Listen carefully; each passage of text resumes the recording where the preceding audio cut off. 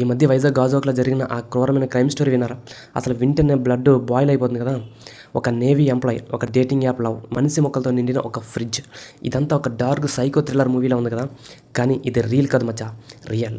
అసలు ఏమైంది? మనం ఈ సమాజానికి ఏం మెసేజ్ ఇస్తున్నాం? అసలు ఏమైందో క్లియర్గా చూద్దాం. చింతాడు రవీంద్ర ఇండియన్ నేవీలో పెట్టి ఆఫీసర్, అంటే టెక్నీషియన్గా పనిచేస్తుండు. 2021లో మింగిల్ అనే డేటింగ్ యాప్లో మౌనిక అనే అమ్మాయితో పరిచయం అయ్యాయి. అది కాస్త అఫైర్గా మారింది. కట్ చేస్తే 2024లో రవీంద్రకు వేరే అమ్మాయితో పెళ్ళి అయిపోయింది. కానీ హిందీలో ఒక డైలాగ్ ఉంది కదా, కుత్తేకెద్దాం టేడీ టేడీకి అన్నట్లు పెళ్ళైనా కూడా ఈయన గారి ఎక్స్ట్రా మ్యారిటల్ అఫేర్ మాత్రం అలానే కంటిన్యూ అయింది. పాపం రవీంద్ర భార్య డెలివరీ కోసం పుట్టింటికి వెళ్ళివే. ఇదే ఛాన్స్ తీసుకొని లాస్ట్ సండే మౌనికను తన ఫ్లాట్కి పిలిపించాడు. ఇద్దరి మధ్య డబుల్ విషయానికో బ్లాక్మెయిల్ గురించో పెద్ద గొడవ అయితే జరిగింది. కోపంలో ఏం చేస్తుందో తెలియక మౌనికను దారుణంగా చంపేశాడు. అక్కడితో ఆగాడా? ఈ crime plan in mind, executive in blood అన్నట్లు ముందే ఆన్లైన్లో కత్తి, క్లీనింగ్ ఐటమ్స్ అన్నీ ఆర్డర్ చేసి మరి బాడీని ముక్కలుగా కట్ చేసి కొన్ని పార్ట్స్ ఎక్కడో బయటపడేసి మిగిలినవి సొంత ఇంట్లో ఫ్రిడ్జ్లోనే దాచాడు. కానీ పాపం ఎక్కడికి పోతుంది భయ్య?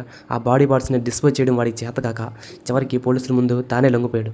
అసలు ఇదంతా విన్నాక నాకు అనిపించింది ఒకటే భయ్య, what happens in the dark always comes to the light. చీకట్లో చేసిన ఏ పాపమైనా ఎప్పటికైనా వెలుగులోకి రాక తప్పదు అని.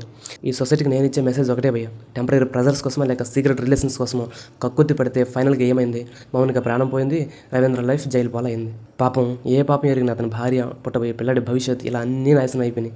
హిందీలో ఒక సామెత ఉంది భయ్య, బురే కామ్కా బురా నతీజా అని. చెడ్డ పనికి చెడ్డ ఫలితమే వస్తుంది కదా.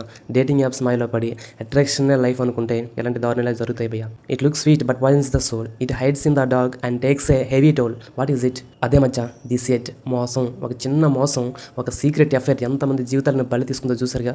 So guys, stay real, stay loyal. మీ పార్ట్నర్కి నమ్మకంగా ఉండండి భయ్య.